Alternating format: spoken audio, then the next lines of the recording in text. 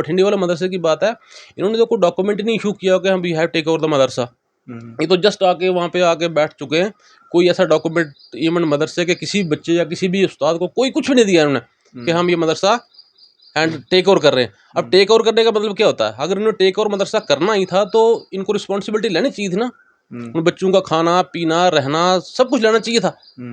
अब एक बच्चा, मैं आपको क्लियर कर देना चाहता हूँ कि एक बच्ची 12वीं पास करने के बाद मदरसे में भर्ती होती है, उसको स्कूल दाखिल करते हैं मदरसे में आके, वो बाप जो बच्ची को 12वीं के बाद मदरसे में दाखिल करता है, वो बच्ची को आज वापस क्यों लेगा?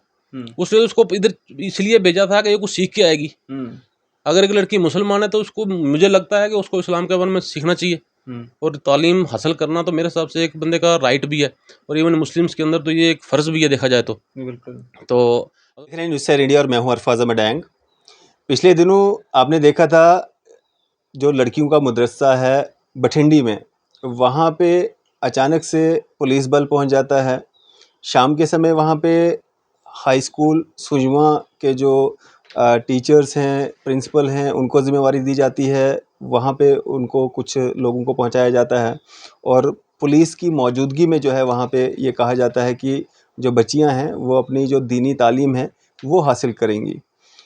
इसी सब पे चर्चा करने के लिए हमारे साथ मौजूद हैं एडवोकेट नदीम साहब और मेरे बाईं तरफ हैं एडवोकेट रोहित साहब। ये जो सारा मामला जो सरकार की तरफ से जम्मू कश्मीर एडमिनिस्ट्रेशन ने यहाँ पे जो लड़कियों का मदरसा बठिंडी में है और डोडा में और शजरू माहौर में, ये 3 मदरसे जो हैं यहाँ पे सरकार ने जो है अपने अधिकारी या अपने हैंडओवर जो है वो करने की कोशिश की थी, उस पे जो है स्टे जो है वो मिल चुका है। बातचीत करेंगे क्या स्टे है, कि कितनी राहत जो है इसमें जो मदरसों पे जिस तरह से सरकारी तौर पे जो है वहाँ पे कहीं ना कहीं जो है उसको हैंडओवर जो है या उस पे जिस तरह से सरकारी लोगों को वहाँ पे बिठाया गया था या उनकी निगरानी में वहाँ पे बच्चों को पढ़ाया जाना था। या कुछ खबरें ऐसी भी आ रही थी कि एडमिनिस्ट्रेशन के कुछ लोग जो हैं वो पेरेंट्स को ये कह रहे हैं कि आप अपने बच्चों को जो है यहाँ से ले जाइए। बातचीत करेंगे नदीम साहब से। नदीम सर, ये जो स्टे मिला है, क्या है ये स्टे और कब ये पिटीशन दायर हुई थी, कौन कौन इसमें एडवोकेट्स थे और कितनी राहत है ये? सर पहले आपका बहुत बहुत शुक्रिया, आप हमारे पास आए। बेसिकली ये पटिशन हमने फ़ाइल की थी 3 तारीख को, 3/7 को जी। और ये लिस्ट हुई थी 4/7 को लिस्ट हुई कोर्ट में। तो कोर्ट ने, जो डिविजनल कमिश्नर साहब ने एक ऑर्डर पास किया था कि भाई जितने भी मदरसाज हैं, जो मौलाना अली मियां नदवी एक ट्रस्ट है उसके अंडर आते हैं, उन सब ट्रस्ट को टेक ओवर किया जाए। तो उसके चलते इन्होंने एक मुहिम चलाई, एक मदरसा छजरू के माहौर के अंदर, एक डोडा के अंदर और एक मदरसा बठिंडी के अंदर इन्होंने टेक ओवर करने की कोशिश की। टेक ओवर किया क्या, वहाँ पे पुलिस बल लगा दिए, कुछ प्रिंसिपल वगैरह लगा दिए कि भाई आप इसकी देख रेख करो, बट अंदर जो मैनेजमेंट ऑफ द मदरसा थी वो उनके पास ही थी। तो ड्यू कम के ऑर्डर को जब हाई कोर्ट में लेके गए तो हाई कोर्ट ने इस ऑर्डर में स्पेसिफिकली मेंशन कर दिया कि not to act against the मदरसाज। जी। तो अब लोगों के अंदर एक पैनिक आ चुका है कि नहीं, यहाँ पे कॉलें जा रही हैं, मुझे भी सुनने में आया कि कोई कॉल कर रहे हैं, कौन कर रहा है, एडमिनिस्ट्रेशन वाले कर रहे हैं या कोई और कर रहा है कॉलें कि भाई बच्चों को निकालो वहाँ से, हमने मदरसे को ऑक्यूपाई करना है। तो मैं लोगों से यही कहना चाहता हूँ कि इस वक्त पैनिक होने की ज़रूरत नहीं है। अभी हाल फिलहाल के लिए कोर्ट ने इसको स्टे कर दिया हुआ है और इनको डायरेक्शन दिया रिस्पोंडेंट्स को, सारे एडमिनिस्ट्रेशन को, not to act against the मदरसाज। जी। तो नदीम साहब, ये जो पूरा जो सिलसिला चला शुरुआत से ही, अगर हम बात करेंगे पहले दिन से ही, क्या ऐसा हुआ था, क्या ज़रूरत आन पड़ी सरकार को कि अचानक से जो है इस तरह का कदम जो है या इस तरह के ऑर्डर्स जो हैं वो निकालने पड़े? देखिए, ये सारा कुछ बोलेंगे इसको मिस इंटरप्रिटेशन हो रही है, लॉ को गलत तरीके से इंटरप्रेट किया जा रहा है। बेसिकली मैं आपको एक बात क्लियर कर देना चाहता हूँ, ये 2 चीज़ें हैं, एक मदरसा है और एक ट्रस्ट है। मदरसा अलग है और ट्रस्ट अलग है। हुआ क्या था कि 2009 में एक ट्रस्ट मौलाना अली मियां नदवी ट्रस्ट रजिस्टर्ड हुआ। उस ट्रस्ट की एम्स एंड ऑब्जेक्टिव थे कि लोगों को, ऑर्फन्स को, विडोज़ को, पुअर गर्ल्स को एजुकेशन प्रोवाइड करना, basic necessities of life provide करना। तो हुआ क्या, वो जब रजिस्टर्ड हुआ तो अचानक से जो इसका चेयरमैन था शकील उर रहमान बट, उनके पास कुछ लोगों ने अप्रोच किया कि हम पैसा कुछ डोनेट करना चाहते हैं। अब जो बंदा डोनर है वो बोल रहा है कि मेरा पैसा फलानी जगह पे लगना चाहिए। एक डोनर ने बोला कि मेरा पैसा जो है आपको मस्जिद बनानी है इस पैसे से, तब मैं आपको डोनेट करूंगा। तो उसके लिए क्या करना था कि उनको एक अकाउंट खोलना था, एक FCRA एक्ट है 2010 का, उसके तहत उनको होम डिपार्टमेंट में दिल्ली में अप्लाई करना था। उन्होंने अप्लाई किया, उनका FCRA अकाउंट खुला। उसके बाद क्या हुआ, अब एम्स एंड ऑब्जेक्टिव्स के अंदर जो था मौलाना अली मियां ट्रस्ट के एम्स एंड ऑब्जेक्टिव्स के अंदर ये चीज़ कहीं नहीं लिखी हुई थी कि आप रिलीजियस काम कर सकते हो। But section 11 of the FCRA act बोलती है कि अगर किसी ने या किसी डोनर ने या किसी फॉरेन कंट्री से कोई पैसा आ रहा है और वो रिलीजियस काम करना चाहता है तो उसके लिए एक प्रोसीजर बताया गया है। तो मौलाना शकील रहमान थे, उन्होंने क्या किया, सेक्शन 11 में अप्लाई किया। सेक्शन 12 में home department government of India ने उस ट्रस्ट का पूरा करेक्टर जो है, पूरे की पूरी एम्स एंड ऑब्जेक्टिव चेंज कर दिया। उसमें पहले वो उसका नाम था मौलाना अली मियां एजुकेशनल एंड चैरिटेबल ट्रस्ट, फिर उसका नाम बदल कर रख दिया मौलाना अली मियां एजुकेशनल रिलीजियस चैरिटेबल ट्रस्ट। अब जब रिलीजियस वर्ड और स्पेसिफिकली मेंशन कर दिया कि मुस्लिम, अब जो बंदा डोनेट कर रहा था उसने बोला कि मेरे पैसे से मस्जिद बनाओ, तो मौलवी शकील को जो पैसा आया उसने उस पैसे से मस्जिद ही बनाई, क्योंकि गवर्नमेंट ऑफ इंडिया ने अलाउ किया था कि रिलीजियस काम करो, तो ऑफेंस बनता ही नहीं कहीं। अब जो मौलाना शकील का इन्होंने FCRA अकाउंट सस्पेंड किया हुआ है या कैंसिल किया हुआ है, एक ही ग्राउंड है कि ही has misappropriated the fund. अब मिस अप्रोप्रिएशन ऑफ फंड्स तब होती, फॉर एग्जांपल मैं आपको एग्जांपल देता हूँ कि आपने किसी को 100 रुपया डोनेट किया, आप meaning thereby you have interested some property to, किसी बंदे को आप देते हो और उसको बोलते हो कि मेरा फलाना काम तू करेगा। अब क्या होता है, अगर वो आदमी वो काम नहीं करता है तो meaning thereby he has misappropriated the property. But मौलाना शकील को जो पैसा आया, जिस बंदे ने डोनेट किया, उस बंदे वो बंदा बोलता है कि मुझे कोई ऑब्जेक्शन नहीं है, मेरा पैसा सही जगह पे लगा हुआ है। एक तीसरा आदमी आके बोलता है कि नहीं जी इसने मिस अप्रोप्रिएशन ऑफ फंड्स किया, और एलिगेशन क्या लगाया कि इसने मस्जिदें बनाई। अब मस्जिदें उसने क्यों बनाई, मैंने एक्सप्लेन कर दिया, क्योंकि होम डिपार्टमेंट ने इसको अलाउ किया था कि तू रिलीजियस काम कर सकता है, परमिशंस वगैरह सब पूरी तरह से थी। बिल्कुल। और जहाँ तक मैंने अभी तक केस को स्टडी किया हुआ है, किसी जगह भी मुझे ऐसी कोई वायलेशन नहीं दिखी FCRA एक्ट की। और इन्होंने जानबूझ के एक सेक्शन 409 IPC लगा दी। अब 409 IPC का अगर उसको डेफिनेशन पढ़ोगे उसके ऊपर, वो तो किसी आम आदमी के ऊपर लगती नहीं। वो कोई गवर्नमेंट एम्प्लॉई हो, कोई एजेंट हो, कोई मर्चेंट हो, गवर्नमेंट ने किसी को कोई प्रॉपर्टी इंटरेस्ट की हो तो वो उसकी मिस अप्रोप्रिएशन करो 409 लगती है। अब बची थी 35 FCRA एक्ट की, मेरे ऊपर लगाया गया। तो मैं डिबेट में जाता हूँ, मैं मेरे सामने आए को बंदा मुझे ये बता दे कि एक भी प्रोविजन ऑफ FCRA एक्ट का अगर वायलेट हुआ है तो मुझे बता दे, मैं उसको मान जाऊँ। मैं कहता हूँ कि एक भी provision, even a single section, single word भी FCRA एक्ट की वायलेट नहीं की गई है। बट इस लॉ को गलत तरीके से इंटरप्रेट करके और इसके ऊपर एलिगेशन लगाए जा रहे हैं। नितिन जी, ट्रस्ट का मामला जो है वो पहले से ही कोर्ट में था, FIR की जो बात की जा रही है वो पहले से लगी हुई थी, उसके बावजूद मतलब सरकार ने ऐसा फैसला लिया। अब देखो, जस्ट ट्रस्ट का जो FIR लगी हुई थी, FIR में 2 अक्यूज ने बनाए थे। एक गौहर अयूब साहब थे, वो लंदन के ही बेसिकली हैं, यहाँ के, और रहते लंदन में पिछले 20 साल से। वो हिंदुस्तान किसी मसले में आए थे तो उनको उन पर कोई शक हो गया, उनके ऊपर ही उन्होंने लगा दिया। बाद में कोर्ट ने उनको अलाउ किया कि भाई आप लंदन जा सकते हो, कुछ कंडीशनें लगा दी कोर्ट ने। तो बेल थी, बेल में FIR चैलेंज किया गया था। तो FIR में हमने जानबूझ के कोर्ट से स्टे नहीं मांगा, हमने बोला कि हम सच्चे हैं तो इसको जल्दी से जल्दी इन्वेस्टिगेशन की जाए, सो दैट सच सामने आ जाए। या अगर मैंने कोई गलती की है तो मुझे जेल में डाल दो, अगर नहीं की है तो क्यों हरासमेंट। बिल्कुल। बट उसके बावजूद भी इन्होंने, सबसे बड़ी बात क्या है, एक इंटरप्रिटेशन की, देखो हर इंसान को किताब खोल के देखना, आंखें तो खुदा ने दी हैं, इंसान किताब खोल के लॉ पढ़ सकता है। जो मौलाना अली मियां एजुकेशनल चैरिटेबल ट्रस्ट है और जो मदरसा है, उस मदरसे का नाम है जामियातुल सालिहात।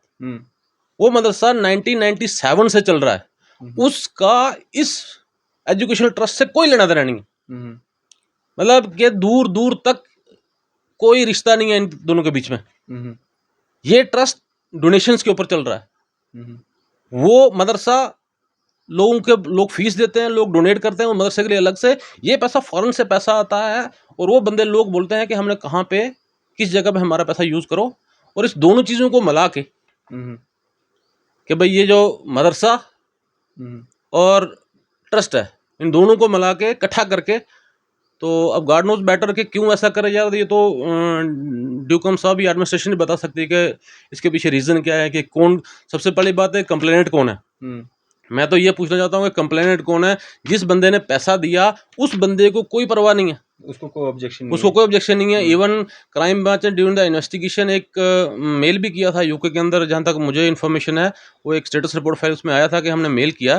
एक ज्योत्सना, शायद को ज्योत्सना इंटरप्राइजेज है जो जिन्होंने पैसा डोनेट किया था, उनको मेल किया था। तो लंदन से गवर्नमेंट से एक वो आया था कि भाई वो जेन्युइन है, वो ऐसे कोई वो नहीं है, फ्रॉड नहीं है। और उसको जब पूछा गया, बोला मुझे कोई ऑब्जेक्शन नहीं है, मैंने जिस चीज़ के लिए पैसा दिया था उसने वो किया हुआ है। हाँ, तो प्रॉब्लम किसको है फिर? एक तीसरा बंदा एक हवाला देते हैं कि under secretary the government home department government of India ने एक लेटर लिखा गया, उस लेटर के तहत हम ये एक्शन कर रहे हैं। अब लॉ को साइड पे, अब सबसे बड़ी बात देखो हमारा हिंदुस्तान है, हमारा मुल्क, सबसे मेन चीज़ होती है कॉन्स्टिट्यूशन ऑफ इंडिया है। कॉन्स्टिट्यूशन ऑफ इंडिया, कॉन्स्टिट्यूशन के अंदर जितने भी आर्टिकल उनके ऊपर दुनिया ये हिंदुस्तान चल रहा है। बिल्कुल। तो एक ऑफिसर, एक आईएएस ऑफिसर या केएस ऑफिसर को एक ऑफिसर एक ऑर्डर पास करता है और एक शरेआम फंडामेंटल राइट्स की वायलेशन करता है। आर्टिकल 30 कॉन्स्टिट्यूशन ऑफ इंडिया का बड़ा क्लियर है कि minorities have the right to education. बिल्कुल। उसको साइड पे रख के और एक ऐसा ऑर्डर पास किया जाता है जिसका ना कोई सिर है ना कोई पैर है। इवन उस ऑर्डर के अंदर कोई डेट नंबर कुछ भी नहीं लिखा हुआ है और सीधा लिख दिया कि all the duty commissioner are directed to take over the madrasas and hand over to the social welfare department and the acquire department. और सोशल वेलफेयर डिपार्टमेंट वो डिपार्टमेंट है, मैंने नहीं देखा आज तक किसी को सिलाई मशीन दे के भी राजी है। तो वो क्या 400 बच्चों का पेट पालेंगे जाके, वो तो हैंड्सअप करके पहले जाके, हम तो कुछ कर ही नहीं सकते। अब मैं एट द एंड मैं लोगों को यही बताना चाहता हूँ, जो जो लोग जिनके बच्चे इन मदरसा में पढ़ रहे हैं, कि अभी हाल फिलहाल के लिए कोर्ट ने इसको स्टे कर दिया हुआ है, पैनिक होने की ज़रूरत नहीं है। देखते हैं कोर्ट क्या डिसीजन लेता है। अगर गलत होगा या इस मदरसे ने कोई गलत किया होगा तो तब तक वेट करिए जब तक कोर्ट का डिसीजन आता है। अगर गलत किया होगा तो गवर्नमेंट ऑटोमेटिकली गवर्नमेंट के हवाले हो जाएगी, प्रॉपर्टी ये जो भी है। अगर नहीं तो कोर्ट डिसाइड करेगा। अब पेंडिंग है कोर्ट में रिट पिटीशन, देखते हैं कोर्ट क्या डिसाइड करता है, क्या फैसला था। बिल्कुल, कोर्ट के फैसले के बाद ही अगला जो भी होगा। तो रोहित जी यहाँ पे मौजूद है हमारे साथ। रोहित जी, जब ये पिटीशन दायर की गई थी, क्या कुछ ग्राउंड्स जो हैं वो रखी गई थी? किस बुनियाद पे पिटीशन दायर की गई? देखिए सर ने तो आपको बेटर तरीके से एक्सप्लेन किया। तो ग्राउंड सर इसमें यही था कि कोई इसमें एक रीजनेबल रीज़न बेस्ड ये ऑर्डर नहीं था, कोई अच्छा ग्राउंड नहीं था इसमें, ठीक है, जो ऑर्डर किया गया जी था। जी, क्योंकि जो ये कंसर्न जिस अभी मदरसे की बात कर रहे हैं, इसका और दूसरी ट्रस्ट का आपस में कोई लेना देना नहीं है, ये दोनों अलग चीज़ें हैं, ठीक है। तो ये जस्ट मगअप कर रहे हैं चीज़ों को, ठीक है।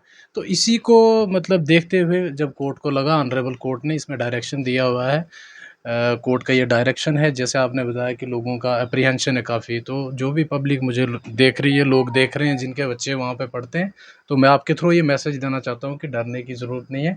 ऑनरेबल कोर्ट का इसमें डायरेक्शन है कि अथॉरिटीज़ को कि वो अनरीजनेबली शोकाज नोटिस दिए बिना वहाँ पे टेक ओवर नहीं कर सकती है, ठीक है। तब तक उनको रिस्ट्रिक्ट किया हुआ है, रीजन ऑर्डर के बगैर वहाँ पे टेक ओवर नहीं कर सकते हैं वो, ठीक है। जैसे कि आपसे हमें सुनने को मिला कि पेरेंट्स को कॉल किया जा रहा है कि ये हम इसका टेक ओवर ले लेंगे, ठीक है। तो इसमें कोई अभी पैनिक होने की ज़रूरत नहीं है, क्योंकि ऑनरेबल कोर्ट का ऑर्डर है, ये आ गया है, ये हम इसकी सर्विस भी कर देंगे। हमें कल तो हॉलीडे, हम इसकी सर्टिफाइड कॉपी भी ले आएंगे। तो यही है डाइंग साहब। तो बाकी अगर आप इन जर्नल में मेरे से कोई ओपिनियन इस पूरे मसले पे जानना चाहोगे मदरसाज के ऊपर, ठीक है, तो मदरसाज का ये है कि ये हमारा आर्टिकल, जो हमारा इंडियन कॉन्स्टिट्यूशन है, जो हमारा पार्ट थर्ड है, फंडामेंटल राइट वाला पोर्शन, तो ये एक स्टेट के लिए यही है जो जिसमें मतलब एक फ्रीडम कंट्री में दिखती है कि हम लोग आज़ाद हैं, ठीक है। तो इसमें जो आर्टिकल 30 है वो एक फंडामेंटल राइट देता है माइनॉरिटीज़ को, ठीक है, कि वो अपने एजुकेशनल इंस्टीट्यूशन इस्टेब्लिश कर सकते हैं, उसके बाद क्या बोलते हैं उसको एडमिनिस्टर कर सकते हैं। तो ये जो लोग एडमिनिस्ट्रेशन में बैठे हुए हैं, एग्जीक्यूटिव में, उनको भी ये चीज़ें पता होती है, इतने बड़े एग्ज़ाम करके लोग एग्जीक्यूटिव में पास करके आते हैं, ठीक है। तो उनको देखना चाहिए जब भी कोई वो इस तरह के ऑर्डर पास करते हैं, क्योंकि माइनॉरिटीज़ का हम एक मल्टी रिलीजियस कंट्री में रहते हैं, ठीक है। बिल्कुल तो जो यूनिटी है उसी यही हमारी डाइवर्सिटी जो है, यही हमारी खूबसूरती है, ठीक है। तो इस तरह की जब कोई अनरीजनेबल ऑर्डर्स अथॉरिटीज़ पास करती हैं तो लोगों के बीच में थोड़ा वो हो जाता है, पैनिक हो जाते हैं लोग। तो ऐसा नहीं होना चाहिए, क्योंकि यहाँ पे आपने बताया कि कोई करीब जस्ट जहाँ तक मुझे आइडिया काफ़ी बच्चे पढ़ते हैं, ठीक है, हंड्रेड्स में बच्चे पढ़ते हैं। तो ऐसा नहीं होना चाहिए। अथॉरिटीज़ को जब भी कोई ऑर्डर करना चाहिए तो थोड़ा सोच समझ के करना चाहिए और थोड़ा पब्लिक को समझाना चाहिए, उसके बाद ही करना चाहिए। जैसे अब ये लोगों को घरों में काम करना वाला ये सब चीज़ है, तो ये थोड़ा सा अनरीजनेबल लगता है और इलीगल तो लगता है, रोहित ठीक जी, है। ये जो पुलिस की मौजूदगी और सिविल एडमिनिस्ट्रेशन के कुछ एजुकेशन विभाग के कुछ लोगों को मतलब वहाँ पे बिठाया गया है, तो क्या स्टे ऑर्डर के बाद भी वो लोग वहाँ पे बने रहेंगे या वो वहाँ से हट जाएंगे? देखिए ये मैटर अभी सब जुडाइज है कोर्ट में, ऑनरेबल कोर्ट में, तो मैं ज़्यादा इसके ऊपर नहीं बोलूँगा। बट अभी स्टे जो ऑर्डर जो जो स्टे जो ऑर्डर ये जो आने के ऑर्डर बाद है, हाँ, जो ये ऑर्डर है इसके मुताबिक अभी ये प्रोसीड नहीं करेंगे। इनको शो काज नोटिस देना पड़ेगा, वो भी एक रीजन ऑर्डर करना पड़ेगा, due procedure of law follow करना पड़ेगा। आर्बिट्रली ये कुछ भी नहीं करेंगे। इफ़ दे डू तो उनको आंसरेबल होना पड़ेगा, दे हैव टू रिप्लाई कि उन्होंने कैसे किया और क्यों किया, ठीक है। तो अभी फ़िलहाल उनको एक रिस्ट्रिक्शन है कि वो नहीं कर सकते, ठीक है। तो नदीम जी, मैं आपसे भी यही सवाल जानना चाहूँगा, इस ऑर्डर के बाद क्या वो पुलिस अधिकारी, क्या वो एजुकेशन विभाग के जिन लोगों को वहाँ पे लगाया गया है, क्या वो इस ऑर्डर के बाद भी वहाँ पे बने रहेंगे? क्या उनकी मौजूदगी में उन बच्चों को बच्चियों को वहाँ पे दीनी तालीम जो है जैसे वो अभी तक ले रहे थे, आगे भी उसी तरह से लेना है स्टे ऑर्डर आने के बाद भी, या उनको वहाँ से हटा दिया जाएगा? बिल्कुल, इनको तालीम तो जो बच्चों की मदरसा के अंदर चल रही थी, तो वैसे ही चलेगी। अब इस ऑर्डर में जो आज कोर्ट ने ऑर्डर किया हुआ है, इस ऑर्डर में बड़ा क्लियर लिखा हुआ है, बड़ा क्लियर लिखा है कि not to act against the मदरसाज़, मीनिंग देयर बाई कि मदरसाज़ के अगेंस्ट कोई भी एक्शन मत करो। अच्छा। अगर आपको कोई एक्शन करना है, तो उसकी आप लीगलिटी बताओ कि किस लीगल पॉइंट के ऊपर आप जा रहे हो। अगर आप इस लीगल पॉइंट इसी चीज़ को लेके हम कोर्ट में गए थे कि भाई जो ये एलिगेशन लगाया जा रहा है हम के ऊपर कि हमने मस्जिदें बनाई, और मस्जिदें क्यों बनाई, क्योंकि हमारे एम्स एंड ऑब्जेक्टिव्स में थी जो ट्रस्ट रजिस्टर्ड हुआ था। तो हमने इसका जवाब कोर्ट में ये बताया कि मुझे अलाउ किया गया था होम डिपार्टमेंट ने कि भाई आपका जो ट्रस्ट है वो रिलीजियस काम भी कर सकता है। उसी बिना के ऊपर कोर्ट ने ये डायरेक्शन दी कि not to act against the madrasas without provide show cause notice and before passing any effective order. तो इफेक्टिव ऑर्डर ये तभी पास करेंगे जब इनके पास कोई लीगल पॉइंट होगा, कोई लीगलिटी को इलीगलिटी को दिखेगी, तो उसके ऊपर ये पहले मुझे शो कॉज नोटिस देंगे ना, शो कॉज नोटिस देंगे, मैं रिप्लाई करूंगा कि मैंने कुछ किया ही नहीं है, मुझे सुनेंगे, अपॉर्चुनिटी को बिग हॉर्ड मिलेगी, मुझे सुनेंगे। इस वक्त तो सिचुएशन ये बन चुकी है कि इनको जो इन्होंने टेक ओवर मदरसा किया, अभी जो बठिंडी वाला मदरसे की बात है, इन्होंने तो कोई डॉक्यूमेंट नहीं इशू किया कि हम we have take over the मदरसा। ये तो जस्ट आके वहाँ पे आके बैठ चुके हैं, कोई ऐसा डॉक्यूमेंट इवन मदरसे के किसी बच्चे या किसी भी उस्ताद को कोई कुछ भी नहीं दिया इन्होंने कि हम ये मदरसा हैंड टेक ओवर कर रहे हैं। अब टेक ओवर करने का मतलब क्या होता है? अगर इन्होंने टेक ओवर मदरसा करना ही था तो इनको रिस्पॉन्सिबिलिटी लेनी चाहिए थी ना, उन बच्चों का खाना पीना रहना सब कुछ लेना चाहिए था। अब एक बच्चा, मैं आपको क्लियर कर देना चाहता हूँ कि एक बच्ची 12वीं पास करने के बाद मदरसे में भर्ती होती है, उसको स्कूल दाखिल करता है मदरसे में आके, वो बाप जो बच्ची को 12वीं के बाद मदरसे में दाखिल करता है, वो बच्ची को आज वापस क्यों लेगा? उसने उसको इधर इसलिए भेजा था कि ये कुछ सीख के आएगी। अगर एक लड़की मुसलमान है तो उसको, मुझे लगता है कि उसको इस्लाम के बारे में सीखना चाहिए, और तालीम हासिल करना तो मेरे हिसाब से एक बंदे का राइट भी है, और इवन मुस्लिम्स के अंदर तो ये एक फ़र्ज़ भी है देखा जाए तो। बिल्कुल। तो अगर कोई बच्ची हिंदू है तो उसको हिंदू अपना धर्म सीखना चाहिए, कोई अपने सीखे। religion हर के एक बारे को में जानना हर एक को बिल्कुल। राइट है कि अपना रिलीजन एटलीस्ट जानना तो हर एक का चाहिए, बट एटलीस्ट अपने रिलीजन के बारे में तो पता होना चाहिए। तो जिन पेरेंट्स ने 12वीं पास करने के बाद बच्चे को नौकरी नहीं करने दी और अपना रिलीजन जानने के लिए यहाँ भेज दिया, उस बच्ची को आज आप बोल रहे हो को यह छोड़ दो और बच्ची को घर ले जाओ, इस चक्कर में एक गलत लॉ की इंटरप्रिटेशन करके और गलत चीज़ को लोगों के सामने रख के उनको बोल रहे हो कि भाई तुम बच्चियों को उठा के ले जाओ। और जब जो आपने सवाल पूछा कि इन्होंने टेक ओवर किया, मुझे नहीं दिखता कोई टेक ओवर किया। 2 पुलिस वाले वहाँ पे खड़े हो जाते हैं आके, और दिन को एक प्रिंसिपल चले आता है, एक मैडम चले जाती है वहाँ पे आके, मतलब बैठ के अंदर पढ़ाने वाले तो मुझे नहीं लगता प्रिंसिपल को अरबी आती होगी या किसी टीचर को आती होगी या पुलिस वालों को आती होगी।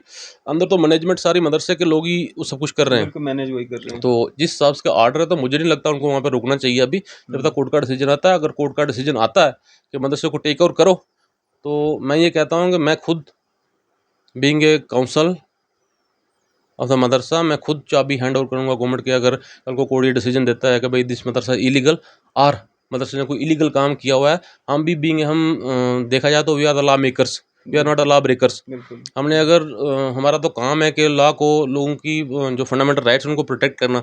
अगर किसी ने गलत काम किया है तो हम क्यों उसका केस ही क्यों लड़े? मैं तो नहीं लड़ता किसी का, किसी ने गलत काम, अगर किसी बंदे ने गलत काम किया हुआ है तो मैं नहीं तो नहीं लड़ता उसका काम, या मुझे दिख रहा है कि कुछ इलीगल है। तो अगर इलीगल है मदरसे, उसने मौलाना शकील ने को गलत किया हुआ है, तो अगर कोर्ट को डिसीजन देता है गलत किया तो हम चाबी खुद हैंड ओवर करेंगे मदरसे की। तो गवर्नमेंट करे फिर जो करना है उसको, हमें कोई इतराज़ नहीं होगा। ये जो सूत्रों के हवाले से जो खबर आ रही है कि मतलब बच्चों के पेरेंट्स को मतलब इतला दी जा रही है कि आप बच्चों को यहाँ से ले जाइए, हम इसको टेक ओवर करने जा रहे हैं, या अब ये सरकारी इदारे में जो है तब्दील होने वाला है, क्या उन पेरेंट्स को घबराने की ज़रूरत है या बच्चों को ले जाने की ज़रूरत है इस ऑर्डर के बाद भी? हालांकि कंफर्म नहीं है, कुछ लोगों के द्वारा या कुछ सोर्सेज के द्वारा हमें ये खबर दी गई है कि कुछ लोग जो हैं वो फ़ोन कॉल्स करके पेरेंट्स को ये कह रहे हैं कि आप बच्चों को यहाँ से ले जाइए या इस तरह का कुछ। देखो इस वक्त तो पैनिक होने की ज़रूरत नहीं है, अब क्यों कोर्ट ने इनको रिस्ट्रेन कर दिया हुआ है, तो इस वक्त मुझे नहीं लगता। हाँ, अभी तक था, कल से जब एडमिनिस्ट्रेशन को बोल रही थी तो एडमिनिस्ट्रेशन के वजह से कोर्ट का ऑर्डर नहीं था तो वो कर सकते थे, बट इस वक्त कोर्ट में पेंडेंसी आ गई है रिट की, इवन कोर्ट ने ऑर्डर इशू कर दिया। अभी लोगों को पैनिक होने की ज़रूरत नहीं है जब तक ये ऑर्डर है। जिस वक्त ये ऑर्डर ख़त्म हो जाएगा या कोर्ट को इसके कोर्ट ने इसमें लिखा हुआ है कि भाई हम मुझे लगता है 18 अगस्त को ये दोबारा लिस्टेड है केस, अगर कोर्ट को ऑर्डर पास करती है इस किस्म का कि भाई दे आर इलीगल्स या मदरसे वाले इलीगल हैं, तो उसके बाद बच्चों को जाना चाहिए, फिर बच्चे अपना देख लेंगे क्या करना है। मेरे हिसाब से फिर हम तब तक खुद ही, घबराने की कोई तब तक घबराने की जरूरत नहीं। और तब अगर ऐसा कुछ होता है, मैंने आपको पहले बताया कि हम खुद चाबी दे के गवर्नमेंट के हवाले, एडमिनिस्ट्रेशन के हवाले कर देंगे चाबी कि भाई लगा दो लॉक। तो गलत, अगर हम बच्चों की ज़िंदगी के साथ क्यों खेलें, फिर गलत चीज़ को क्यों प्रमोट ही करना, फिर क्यों लोगों को बेवकूफ़ बनाने के आ जाओ पढ़ो यहाँ पे, अगर वो चीज़ गलत है या मदरसा ही कोई गलत है या किसी अलग उसी तरीके से इलीगल फंड से चल रहा है, तो ऐसे मदरसे को फिर चलने नहीं देना चाहिए। बिल्कुल। बट अब कोर्ट में मैटर गया है, सब जुडाइस है, देखते हैं कोर्ट का डिसीजन देता है। आफ्टर द डिसीजन जो भी होगा, हम एडमिनिस्ट्रेशन के साथ भी हैं और कोर्ट के डिसीजन को भी फॉलो करेंगे इंशाल्लाह। बिल्कुल बिल्कुल। भाई साहब, क्या एक मैसेज देना चाहेंगे आप? डाइंग साहब, मैं आपके थ्रू लोगों को यही मैसेज देना चाहता हूँ कि पैनिक होने की ज़रूरत नहीं है। हम एक दुनिया की सबसे बड़ी डेमोक्रेसी में रह रहे हैं, यहाँ पे रूल ऑफ लॉ है, ठीक है। तो हमें पूरा फेथ है अपने ऑनरेबल कोर्ट पे, जुडिशरी पे, और जो भी डिसीजन आएगा अच्छा आएगा, इंटरेस्ट ऑफ जस्टिस में आएगा, तो इसलिए डरने की ज़रूरत नहीं है। सब अच्छा होगा। फ़िलहाल के लिए तो रिस्ट्रेन किया हुआ है, तो पैनिक ना हो। जो भी लोग जिनके बच्चे वहाँ पे पढ़ रहे हैं मदरसे में, तो पैनिक ना हो। तो बाकी आप आए यहाँ पे, आपने हमसे पूछा इस केस के बारे में, तो उसके लिए आपका धन्यवाद। चलें, शुक्रिया हमारे से बातचीत करने के लिए, शुक्रिया हमारे से बातचीत करने के लिए। तो ये थे हमारे साथ एडवोकेट नदीम साहब, एडवोकेट रोहित साहब। आपकी इस सब पे क्या राय है? आप अपनी राय जो है ज़रूर साझा कीजिएगा। इसी तरह की मज़ीद अपडेट्स के लिए आप देखते रहें न्यूज़ सैर इंडिया में। अरफाज अहमद, कैमरामैन शाहनवाज के साथ।